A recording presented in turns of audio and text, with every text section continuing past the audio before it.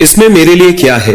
हम में से बहुत सारे लोग अपना टाइम रिग्रेट फिल्ड पास्ट में फंसकर या अनकंट्रोलेबल फ्यूचर के बारे में चिंता करके स्पेंड करते हैं। फिर भी हम इस होप को अपने अंदर रखते हैं कि हम किसी तरह से अपनी लाइफ को इंप्रूव कर सकते हैं, ज्यादा खुश हो सकते हैं, ज्यादा नॉलेज अचीव कर सकते हैं। हालांकि हमें ऐसा कैसे करना चाहिए, इसका कोई क्लियर आइडिया हमारे पास नहीं होता है। तो दोस्तों, best selling book the power of now में बेस्ट सेलिंग ऑथर और रिनाउंड स्पिरिचुअल गाइड एकार्ट टोले रीडर्स को अपनी इनर लाइफ के कॉम्प्लेक्स टेरेन को पार करने और उनके पास्ट, प्रेजेंट और फ्यूचर से रिलेशनशिप को स्टेबल करने के कई मेथड्स प्रोवाइड करते हैं। टोले की प्रैक्टिकल फिलॉसफी का क्रस्ट प्रेजेंट मोमेंट में रहना है, ताकि हम उन मैक्सिमम पेन्स को अवॉइड कर सके जो हम यूजुअली एक्सपीरियंस करते हैं। इसके लिए यह बुक माइंड और सफरिंग के बीच कनेक्शन पर फोकस करती है। यह खुद को डैमेज करने वाले कई तरीकों पर different point of view offer करती है। फॉर एग्जाम्पल, अपने आप को सफरिंग की साइकिल्स में फंसाना और अपने आप को खुश रहने से रोकना, इन सारे मुद्दों पर यह किताब रोशनी डालेगी। दोस्तों, द पावर ऑफ नाउ ने लाखों लोगों को उनकी लाइफ को इंप्रूव करने में हेल्प किया है, जिसमें दूसरों के साथ अपने रिलेशनशिप को मेंटेन करने और मोस्ट इंपॉर्टेंटली सेल्फ एस्टीम को बढ़ाने और पूरी तरह से अपनी लाइफ के साथ एंगेज रहना भी सिखाया गया है। प्रेजेंट पर फोकस करके और पास्ट या फ्यूचर को इग्नोर करके आप अपनी लाइफ को ग्रेटली इंप्रूव कर सकते हैं। दोस्तों, हम में से कई लोग इनर पीस की सर्च कर रहे हैं और हमारी लाइफ को इंप्रूव करना चाहते हैं। अगर एक वर्ड में समझाया जाए तो हम एनलाइटनमेंट को ढूंढ रहे हैं, फिर भी हम नहीं जानते कि हमें कौन से स्टेप उठाने चाहिए। पहला स्टेप आपकी सोच से भी ज्यादा आसान हो सकता है। दोस्तों, हम पास्ट में और फ्यूचर में रहते हैं। एक पल हम रिग्रेटिंग यानी अफसोस कर रहे होते हैं, वहीं अगले पल हम प्लान बना रहे होते हैं या चिंता कर रहे होते हैं। इस बीच हम एक ऐसे मोमेंट को नेग्लेक्ट करते हैं जो हमारे लिए पूरी तरीके से अवेलेबल है। वो है प्रेजेंट मोमेंट, यानी अभी इसी वक्त। केवल प्रेजेंट इंपॉर्टेंट है, क्योंकि पास्ट या फ्यूचर में कुछ भी नहीं होता है। दोस्तों, चीजें प्रेजेंट मोमेंट की एक कंटिन्यूस स्ट्रीम में होती है। जब भी आपको कुछ फील होता है, प्रेजेंट में उस फीलिंग का एक्सपीरियंस होता है, क्योंकि आपके सेंसेस आपको केवल इसी स्पेसिफिक मोमेंट के बारे में इंफॉर्मेशन दे सकते हैं। इसलिए जब हम कहते हैं कि पास्ट में कुछ हुआ है, यह बिल्कुल सच नहीं है। यह एक्चुअली में एक प्रेजेंट मोमेंट में हुआ है। दोस्तों, जिसे हम पास्ट कहते हैं, वह रियलिटी में प्रेजेंट मोमेंट्स का एक कलेक्शन है जो पास्ट में हुआ है। इसी तरीके से फ्यूचर भी उन प्रेजेंट मोमेंट से बना हुआ है जो अभी तक आए नहीं है। जैसे कि इससे पता चलता है फ्यूचर के बारे में चिंता करने या पास्ट में रहने का कोई फायदा नहीं है, लेकिन इन द नाउ में रहने के कई फायदे हैं। अगर आप इसे अचीव कर पाते हैं तो आप कोई बड़ी प्रॉब्लम एक्सपीरियंस नहीं करते हैं। सिर्फ कुछ छोटी प्रॉब्लम्स आती हैं, वो भी आने के साथ ही सॉल्व हो जाती हैं। फॉर एग्जाम्पल, एक साइंटिफिक पेपर लिखने जैसा चैलेंज टास्क अक्सर अचीव करने के लिए बहुत बड़ा और कॉम्प्लिकेटेड लगता है, लेकिन अगर आप बचे हुए काम के बारे में चिंतित हैं या पास्ट में इस पर काम करने की मिस्ड अपॉर्चुनिटीज का अफसोस मना रहे हैं, तो आप कोई प्रोग्रेस नहीं कर पाएंगे। दोस्तों, लेकिन अगर आप डेटा कलेक्ट करके एक स्ट्रक्चर को डेवलप करके फर्स्ट चैप्टर लिखकर एक छोटी प्रॉब्लम के साथ दूसरी प्रॉब्लम सॉल्व करते हैं, तो आप इसे आसानी से पूरा कर पाएंगे। दोस्तों, तो प्रेजेंट में रहने की कोशिश करें, पास्ट से क्लिंज यानी चिपकना बंद करें और फ्यूचर के फियर को रोकें। दोस्तों, और आप देखेंगे कि आपकी लाइफ में ड्रामेटिकली कैसे इंप्रूवमेंट आते हैं।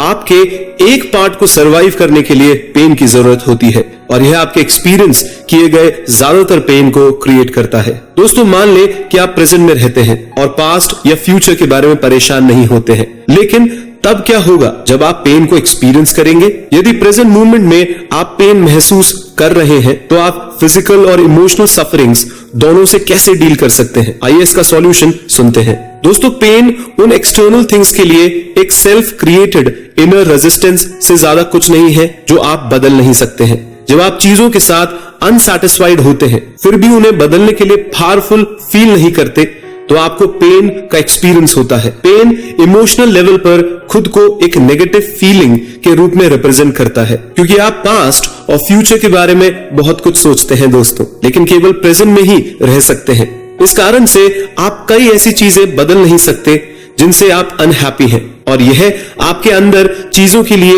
एक इनर रेजिस्टेंस डेवलप करता है जो आपको एज अ पेन एक्सपीरियंस होता है।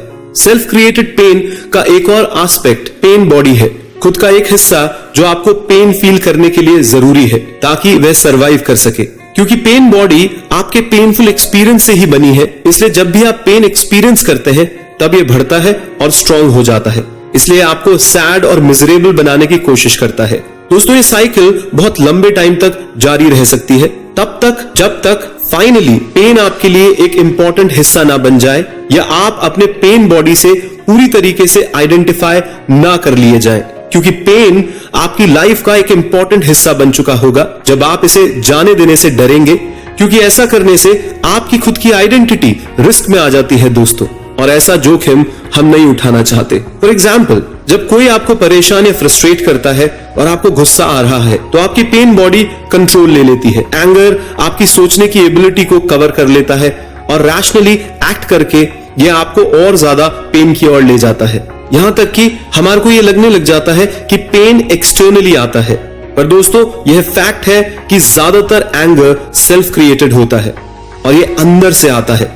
अच्छी खबर यह है कि क्योंकि ये सेल्फ क्रिएटेड है तो आप इसके बारे में कुछ कर सकते हैं। आइए आगे सुनते हैं। ईगो आपके एंजॉयमेंट का एक हिस्सा है जो आपको खुश होने से रोकता है। क्या आपने कभी सोचा है दोस्तों कि कुछ लोग खुद को नुकसान क्यों पहुंचाते हैं? हालांकि कोई भी दुखी नहीं रहना चाहता, फिर क्यों इतने सारे लोग अनहैप्पी हैं? इसकी वजह ईगो है दोस्तों, आपके माइंड का एक हिस्सा जो बिना आपके नोटिस किए आपके थॉट्स और बिहेवियर को कंट्रोल करता है। क्योंकि ये इजीली ऑब्जर्व नहीं किया जा सकता, ज्यादातर लोगों को यह पता नहीं होता कि ईगो उनकी लाइफ को किस तरीके से कंट्रोल करता है। फॉर एग्जाम्पल, यदि आप किसी डिस्प्यूट के बाद सिचुएशन का रियल एनालिसिस करते हैं तो आप नोटिस करते हैं और तो और कई बार रिग्रेट भी करते हैं कि आपने उस सिचुएशन में ओवर रिएक्ट क्यों किया था। फिर भी इस डिस्प्यूट के अधिकतर समय आपको अपनी सोच और व्यवहार का किसी फैक्टर से प्रभावित या कंट्रोल्ड होने के बारे में कुछ पता नहीं होता। ईगो आखिर ऐसा क्यों करता है? आइए सुनते हैं। दोस्तों, आपके दुख पर डिपेंड करता है कि आप अपने दुख को कितना कंटिन्यूड एग्जिस्टेंस देते हैं। इसलिए आपके बेस्ट इंटरेस्ट्स के अगेंस्ट एक्ट करके आपकी जिंदगी के हर टर्न पर आपकी खुशी को नुकसान पहुंचाता है। इसके बावजूद कि कोई भी इंसान एक्टिवली अनहैप्पी लाइफ नहीं जीना चाहता, क्यों इतने सारे लोग अपनी लाइफ में सफर करते हैं दोस्तों? कभी आपने सोचा है ये? इस सवाल का जवाब आपके माइंड का डिस्ट्रक्टिव पार्ट दे सकता है जो दुख प्रोड्यूस करता है। फॉर एग्जाम्पल, कुछ लोग इंटेंशनली डीपली डिस्ट्रक्टिव और पेनफुल रिलेशनशिप में रहने का डिसीजन लेकर अपनी खुशी को नुकसान पहुंचा सकते हैं। अहंकार यानी ईगो आपको दूसरों के साथ कॉन्फ्लिक्ट की सिचुएशन में ले जाता है और आपको आपकी प्रेजेंट स्टेट से नाखुश बनाता है ताकि वह आपके बिहेवियर और थिंकिंग पर कंट्रोल कर सके। फॉर एग्जाम्पल, जब दो या ज्यादा ईगोज एक साथ आते हैं तो ड्रामा क्रिएट होता है दोस्तों, जैसे कि छोटे ऑफिसेस और घरों में देखा जा सकता है। जब लोग पीसफुली एक साथ रहना चाहते हैं तो उनके ईगोज उन्हें ट्रिवियलिटीज यानी कमियों की वजह से नाराज करते हैं और उनको ओवर रिएक्ट करवाते हैं। यदि आप खुद को सडनली एक छोटे से इशू पर एक वायलेंट डिबेट में पाते हैं, जैसे कि आज किसका किचन साफ करने का टर्न है या यह टेलीविजन प्रोग्राम अच्छा है कि नहीं, यह प्रोबेबली ईगो का काम है। यह सब आपका ईगो आपसे करवा रहा है दोस्तों, यह हमेशा ध्यान रखिएगा। ईगो ह्यूमन माइंड का एक डिस्ट्रक्टिव हिस्सा है। यह आपका सबसे इंपॉर्टेंट हिस्सा बनना चाहता है और ये कोई लिमिट्स नहीं जानता दोस्तों। इसलिए यदि आप इसे कंट्रोल यानी खुद पर कंट्रोल लेने देते हैं तो इससे आपको बहुत दुख होता है और होता रहेगा दोस्तों।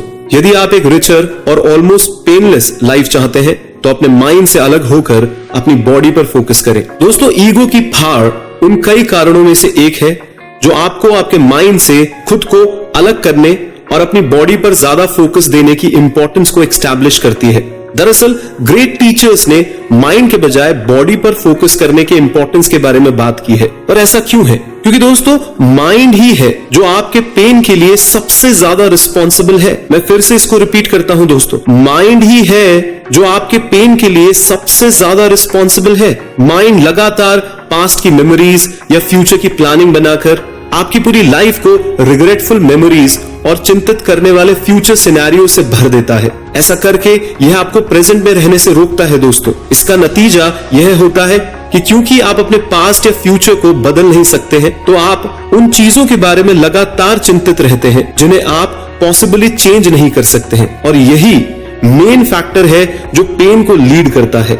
जाहिर है हमें माइंड की फाड़ को कम करने और उसे कंट्रोल करने के कुछ रास्ते तो सर्च करने ही होंगे, पर हम ऐसा कैसे कर सकते हैं माइंड से हटकर दोस्तों? हाँ, अपनी बॉडी पर फोकस शिफ्ट करके। आपकी बॉडी जानती है कि आपके लिए क्या बेस्ट है।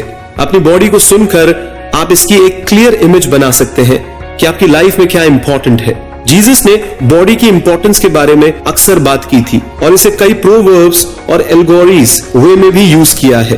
फॉर एग्जाम्पल, आपकी बॉडी एक टेम्पल है। जीसस के रिसरेक्शन यानी पुनरुत्थान और उनके स्वर्ग में जाने की स्टोरीज हमेशा इस बात पर जोर देती है कि जीसस की बॉडी कब्र से गायब हो गई थी और वह अपनी बॉडी के साथ स्वर्ग चले गए थे, ना कि सिर्फ अपने माइंड या सोल के साथ। माइंड पर कॉन्सेंट्रेट करते हुए और बॉडी को इग्नोर करते हुए कभी किसी ने एनलाइटनमेंट नहीं पाया है दोस्तों। गौतम बुद्ध की बात ले लीजिए। बुद्धा का 6 साल की एब्स्टिनेंस इंक्लूडिंग फास्टिंग में एक विविड एग्जाम्पल देखा जा सकता है, जिसमें उन्होंने अपनी बॉडी को खुद से अलग कर लिया था। रिजल्ट, वह एक्चुअली में अपनी बॉडी से अलग फील करते थे, लेकिन पीस या एनलाइटनमेंट में नहीं दोस्तों। उन्हें इन प्रैक्टिसेस को छोड़ने पर और एक बार अपनी बॉडी के साथ फील करने पर ही ज्ञान प्राप्त हुआ था। अगर आपको पता हो तो बिना जजमेंट अपने माइंड को ऑब्जर्व करना बेस्ट वे है अपने माइंड से अलग होने के लिए, और इस तरह पेन से खुद को फ्री करने के लिए ये बेस्ट ऑप्शन है दोस्तों। जब आपको पता चलता है कि आपका माइंड आपको पेन महसूस करा रहा है, जिसकी वजह से आप प्रेजेंट में नहीं रह पा रहे हैं, तो आपको इसे खुद से अलग करना होगा। पर प्रश्न उठता है कैसे? आइए सुनते हैं दोस्तों। अपने माइंड से खुद को अलग करने के लिए आपको इसके बारे में और इसका आपके ऊपर जो प्रभाव है उसके बारे में भी पूरी तरीके से कॉन्शियस होना जरूरी है। अदरवाइज आप उन अनगिनत छोटे और सटल तरीकों को कभी भी नहीं समझ पाएंगे जो आपकी थिंकिंग और बिहेवियर को इन्फ्लुएंस करते हैं और इसलिए आपकी खुशी को भी प्रभावित करते हैं। फॉर एग्जाम्पल, यदि आप अपने माइंड को ऑब्जर्व करना चाहते हैं तो अपने आप से पूछें कि मेरा नेक्स्ट थॉट क्या होगा। यदि आप इस क्वेश्चन पर फुल फोकस करते हैं तो आप देखेंगे कि नेक्स्ट क्लियर थॉट आने से पहले कुछ समय लगता है दोस्तों। और इस ऑब्जर्वेशन के थ्रू दोस्तों आप अपने थिंकिंग के फ्लो में एक गैप क्रिएट कर सकते हैं, जिससे आपको बेहद फायदा होगा। यदि आप ऐसा अक्सर करते हैं तो आप नोटिस करेंगे कि नॉर्मली माइंड के कंटिन्यूस फ्लो से आप खुद को कितना ऑक्यूपाइड कर लेते हैं और आपको अपने माइंड को इंटरप्ट और सेपरेट करने के लिए प्राइमरी टूल मिल जाता है बार बार ये प्रश्न करते रहना कि भाई मेरा नेक्स्ट थॉट क्या होगा। दोस्तों, आपके लिए सेकंड मेथड अपने माइंड को ऑब्जर्व करना है, वो भी बिना जज किए। जज करना अपने आप में माइंड का एक एक्ट है, इसलिए यदि आप कुछ जज करते हैं तो आप फिर से अपने माइंड को यूज कर रहे हैं। फॉर एग्जाम्पल, यदि आपके काम के बीच में आपको रनिंग करने का फील होता है तो बस अपने शरीर के सिग्नल को फॉलो करें। आपका शरीर जानता है दोस्तों कि उसके लिए क्या अच्छा है, इसलिए बाहर जाएं और रन करें। उसके बाद उन छोटी आवाजों को सुने जो आपके माइंड में घूम रही है। अभी आपको काम करना चाहिए और टाइम वेस्ट नहीं करना चाहिए। हाँ दोस्तों, लेकिन उस आवाज को अच्छे या बुरे के रूप में ना देखें और एडवाइस को फॉलो करने की कोई कोशिश भी ना करें। बस उस पर स्माइल करें और एक्सेप्ट करें कि भाई ये थॉट्स भी एग्जिस्ट करते हैं और ऐसा माइंड ट्रिक्स प्ले करता है। ऐसा करने से आप अपने माइंड को नोटिस करके भी इसको फॉलो नहीं करना सीख लेंगे। परमानेंट अलर्टनेस की स्टेट में रहने की कोशिश करें। हाँ दोस्तों, बेहद आवश्यक। जब आप खुद को अपने माइंड से अलग करने में बेटर हो जाते हैं तो आप एक और टेक्निक को अपनाने की कोशिश कर सकते हैं और वह है एक्टिव वेटिंग। आइए सुनते हैं एक्टिव वेटिंग क्या है। दोस्तों, यह एक स्पेशल टाइप की वेटिंग स्टेट है जिसमें आप जानते हैं कि किसी भी समय कुछ इंपॉर्टेंट या सीरियस हो सकता है। ऐसे स्टेट में आपका सारा अटेंशन नाव पर फोकस्ड होता है। जब आप एक्टिव वेटिंग की स्टेट में आते हैं तो डे ड्रीमिंग, प्लानिंग या याद रखने के लिए कोई टाइम नहीं होता है, जो यूजुअली हमें प्रेजेंट से डिस्ट्रैक्ट करता है। फॉर एग्जाम्पल, एग्जाम देते टाइम आपको रिजल्ट के बारे में चिंता करने में टाइम वेस्ट नहीं करना चाहिए दोस्तों, बल्कि पूरी तरीके से प्रेजेंट में रहकर जो काम आपके सामने है उसे बहुत क्लोज अटेंशन के साथ करना चाहिए। एक्टिव वेटिंग की स्टेट में एंटर करने से एग्जाम के कुछ ही टाइम पहले या इसके दौरान भी आपको यह अचीव करने में हेल्प मिल सकती है। इस स्टेट में आप अपने बॉडी पर ध्यान देते हैं, क्योंकि इसको कुछ भी होने के लिए तैयार होना है। जैसे कि हमने पहले भी देखा है, प्रेजेंट में रहने के लिए बॉडी पर फोकस करना बहुत क्रूशियल फैक्टर है दोस्तों। फॉर एग्जाम्पल, ज़ेन मास्टर्स अपने उन स्टूडेंट्स के पास चुपके से नजर बचाकर आते थे जिनकी आंखें बंद होती थी, और फिर वेटिंग स्टूडेंट को मारने की कोशिश करते थे किसी छड़ी से। वेटिंग स्टूडेंट्स को पूरी तरीके से अपनी बॉडी पर कंसंट्रेट करने के लिए फोर्स्ड किया जाता था, और इस तरीके से वे अप्रोचिंग मास्टर की छड़ी को समझने और अपने अटैक से बचने में केपेबल होते थे, क्योंकि उनका मानना था कि ये वेटिंग स्टेट एक स्टूडेंट को एक अच्छी लाइफ की ओर ले जाएगी। फॉर एग्जाम्पल, जब जीसस से उनके डिसाइपल्स ने पूछा कि उन्हें एक अच्छी और पीसफुल लाइफ जीने के लिए क्या करना चाहिए, तो उन्होंने उन्हें सलाह दी कि एक नौकर की तरह रहो, एक दास की तरह, एक सर्वेंट की तरह जो मालिक की वापसी के लिए इंतजार कर रहा है। क्योंकि नौकर नहीं जानता दोस्तों कि गुरु किस समय आएगा। वह परमानेंटली अलर्ट स्टेट में रहता है, वह फ्यूचर के लिए ग्रेट प्लान्स नहीं बनाता है और अपने सराउंडिंग्स के बारे में कॉन्स्टेंटली अवेयर रहता है, ताकि यह श्योर हो सके कि वह मास्टर को मिस नहीं करेगा जब भी मास्टर प्रकट होगा। प्रेजेंट में रहना आपके पार्टनर के लिए हार्ड हो सकता है, लेकिन यह आपके रिलेशनशिप को भी इंप्रूव कर सकता है।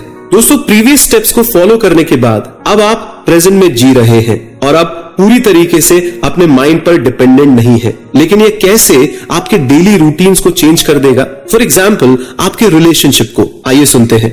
एक नॉर्मल पर्सन के लिए अपनी लाइफ किसी ऐसे इंसान के साथ शेयर करना एक्सट्रीमली डिफिकल्ट है दोस्तों, जो प्रेजेंट में पूरी तरीके से रहता है।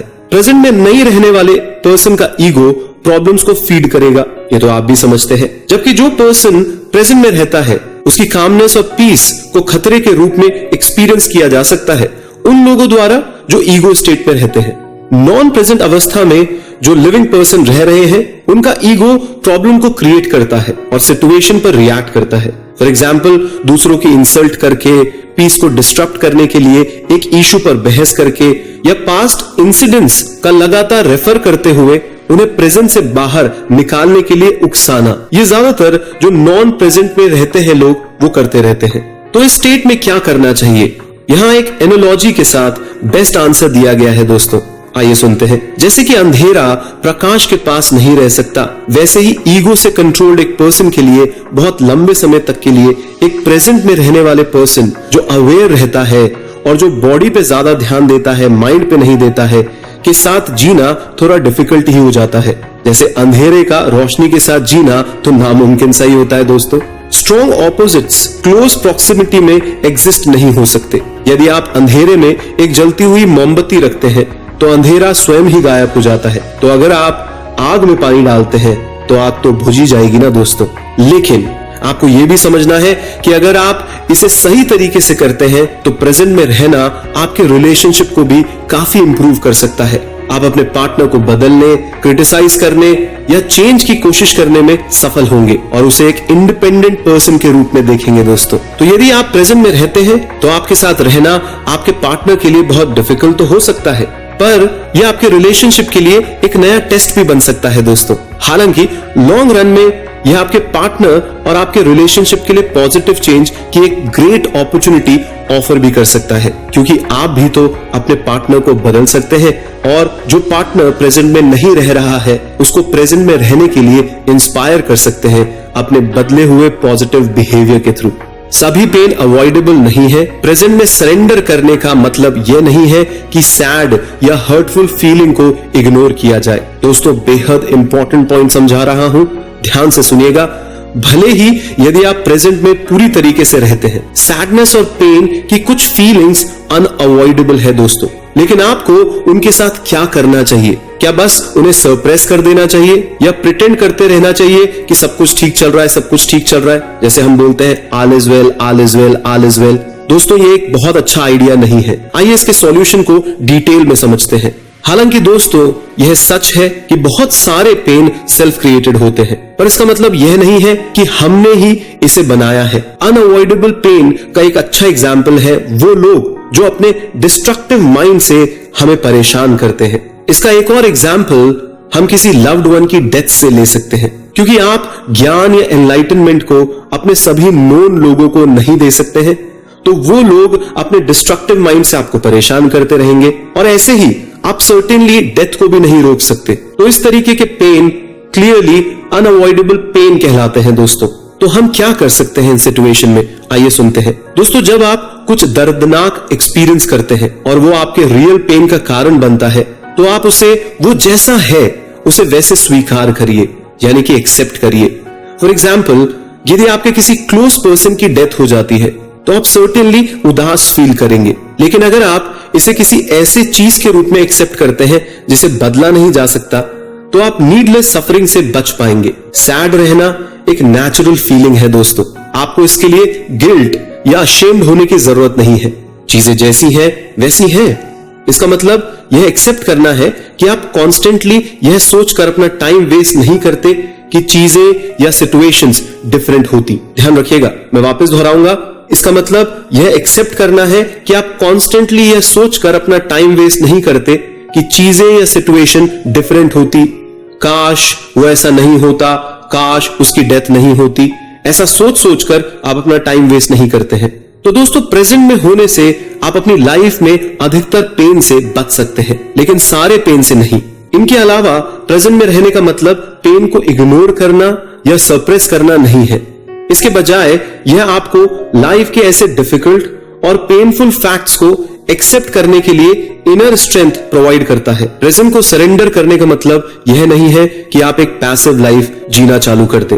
इनर पीस होना अच्छा है दोस्तों, लेकिन जब आपकी आउटर लाइफ की सिचुएशन खराब हो तो इनर पीस की बहुत ज्यादा वैल्यू नहीं होती। क्या प्रेजेंट को एक्सेप्ट करने से आप ऑटोमेटिकली पैसिव लाइफ जीने लग जाते हैं? ज्यादातर लोग ऐसा सोचते हैं, जिसमें आप माइंडफुल नहीं रहते या किसी भी चीज को बदलना नहीं चाहते जो आपको परेशान कर रही है। पर दोस्तों, ऐसा बिल्कुल भी जरूरी नहीं है। प्रेजेंट में रहना फीलिंग और इंसाइट का एक इनर प्रोसेस है, और इसके लिए आपको एक पैसिव एक्सटर्नल बिहेवियर डेवलप करने की जरूरत नहीं है दोस्तों। फॉर एग्जाम्पल, यदि आप कीचड़ में फंस गए हैं तो आप केवल अपने आप को यह नहीं बताते रहेंगे कि आप हमेशा कीचड़ में फंसे रहना चाहते हैं। इसकी बजाय आप बिना डरे कोशिश करते हैं खुद को इससे फ्री करने के लिए। प्रेजेंट में रहना आपको नए रिसोर्सेस और प्रॉब्लम्स को सॉल्व करने के लिए तरीके भी प्रोवाइड कर सकता है दोस्तों। यह सर्टेनली सच है कि नाव में रहने से आप नए तरीके की स्ट्रेंथ और डिटर्मिनेशन ला सकते हैं, क्योंकि आप अपने इनर रिसोर्सेस को प्रॉब्लम क्रिएट करने में वेस्ट नहीं कर रहे हैं।